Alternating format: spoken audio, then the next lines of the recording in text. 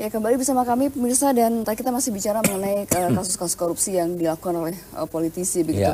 Sebenarnya kan juga banyak yang ditangkap, kemudian mereka mendapatkan sanksi sosial sebenarnya dari masyarakat.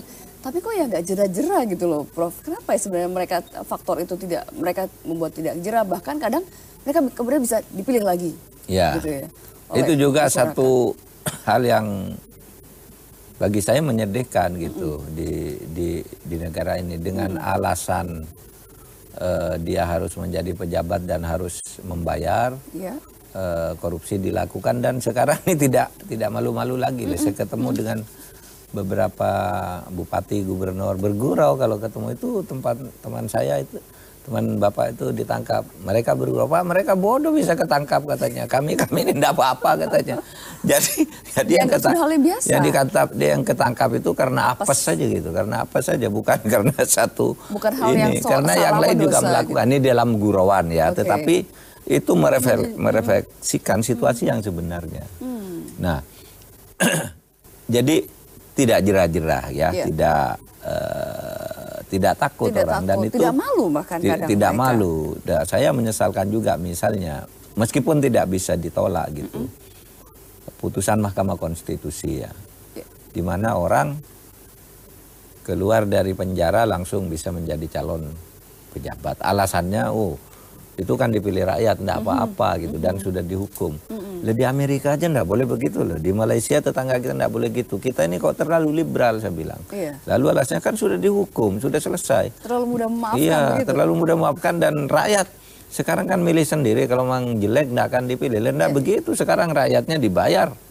Rakyatnya tuh sekarang dengan money politics sudah terang-terangan. Saya mau milih siapa dibayar berapa. Bahkan di gurauannya, meskipun ini benar ya, saya pernah berbicara dengan Dias Rasid, sering ketemu Pak Dias Rasid itu, di beberapa daerah tuh di desa rakyat sekarang nunggu serangan fajar katanya. Loh, ini serangan kok enggak diserang-serang gitu, besok mau pemilihan lampunya enggak mati semalam suntuk, nunggu orang bayar datang gitu. Sudah dibiasakan begitu rakyat kita. Nah, ini kan jelek sekali bagi perkembangan masyarakat kita. Tetapi itu saya kira sesuatu yang harus dilalui. Yang penting menurut saya kita semua fokus, ini masalah harus kita selesaikan bersama. Itu aja menurut saya. Apakah kita misalnya harus pencegahannya kurang, misalnya korupsi? Kenapa? Pencegahan untuk melakukan korupsinya kurang, artinya KPK mungkin harus diperkuat kembali, harus diperbanyak kembali. Iya, ya itu. Dulu kan pernah ada gini. Saya kurang setuju sebenarnya kalau KPK itu dibebani fungsi pencegahan. Karena Undang-Undang KPK yang 72 pasal itu lebih dari separuh itu penindakan. Dan begini, bagi saya mencegah itu kan kalau dia mengelola uang langsung, bisa mencegah. KPK ini kan tidak ngelola uang, misalnya Lulu jadi Menteri Keuangan. Saya mencegah Menteri di Departemen Keuangan, saya KPK kan tidak bisa yang mengeluarkan uang Anda. Saya hanya bisa menindak, kalau pelanggaran saya tindak. Kalau saya mencegah, ini yang mengeluarkan, merencanakan, mendeposisi uang, memeriksa laporan-laporan gitu. Lembaga sendiri. Sehingga saya selalu katakan itu keliru orang. Persepsinya. Iya, berharap KPK itu melakukan pencegahan. Pencegahan yang dilakukan KPK itu ya penindakan itu agar orang lain tercegah gitu. Kalau melakukan ini lagi yang bahaya gini. Misalnya saya melakukan OTT terhadap seorang bupati, tangkap gitu. Berapa uang OTT-nya? 50 juta gitu. Lalu KPK dia cuma 50 juta yang ditangkap gitu. Klasteri. Gimana tuh yang besar kok tidak gitu. Nah, itu 50 juta tuh hanya bukti seketika. Karena bukti 50 juta dari seorang bupati yang di Jawa Tengah itu 60 juta yang bisa diambil.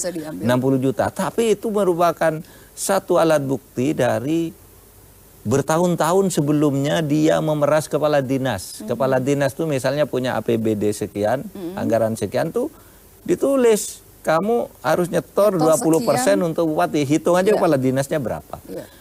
Pegawai negeri yang baru diangkat itu setorannya 100 juta. Hitung aja itu puluhan miliar bukan 50 juta. 50 jutanya bukti untuk menghentikan dia gitu. Tetapi kadang-kala sudah diejek, termasuk tokoh-tokoh besar. Maaf misalnya seperti Amin Rais mengatakan, KPK itu hanya berani yang ecek-ecek. Lu gimana ecek-ecek? Itu korupsi besar. Itu seorang pejabat tinggi negara, ketua lembaga negara yang ditangkap tangan dengan 100 juta misalnya. Orang ribut tuh cuma 100 juta tuh KPK. Ngapain katanya. Anda tahu enggak 100 juta itu hanya uang muka. Karena sebelumnya berdasar sadapan KPK orang ini sudah berbicara. Dengan penyuapan itu dia nanti akan mengusahakan rekomendasi impor sembako sekian juta ton. Setiap 1 kilogram. Sang pejabat itu dapat 2.000 nanti.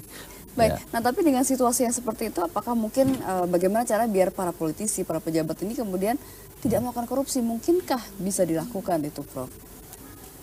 Ada beberapa ide yang sudah dimunculkan. Misalnya sekarang ini bagaimana kalau seperti di negara-negara maju Jerman misalnya, partai politik itu dibiayai oleh negara. Silakan kampanye, ini biayamu, kamu boleh melakukan kegiatan apapun untuk menyerap aspirasi gitu. Nah itu salah satu konferensi hukum tata negara tahun 2016 di Padang ya di Universitas Andalas menyimpulkan begitu. Dana untuk partai itu supaya diatur oleh negara karena sebenarnya kuncinya kan di partai. Karena proses rekrutmen politik, partai politik itu sekarang kan memanfaatkan semua jaringan rebutan misalnya kementerian di pemerintahan, kemudian tidak dapat kementerian dirjen dia ikut-ikut coba BUMN.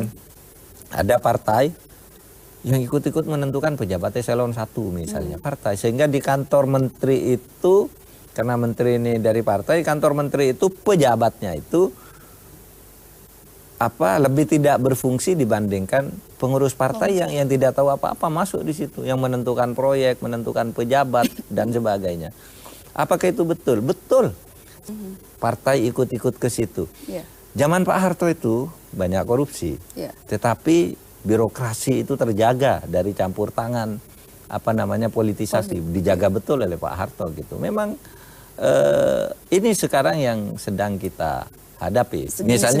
Misalnya dulu bupati pengen punya anggaran untuk membangun jalan berapa? 200 miliar misalnya.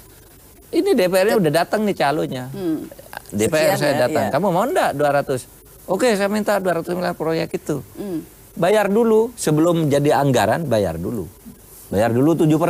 7% bayarkan, 200 miliar berarti 14 miliar udah bayar nih. Baru masuk ke APBN, nanti sudah masuk di APBN. Ketika nyusun siapa yang akan melaksanakan ini, DPR lagi minta, ini perusahaannya ini loh, gitu. Sudah 7. Jadi sekarang, korupsinya sudah dengan cara gitu. Gitu.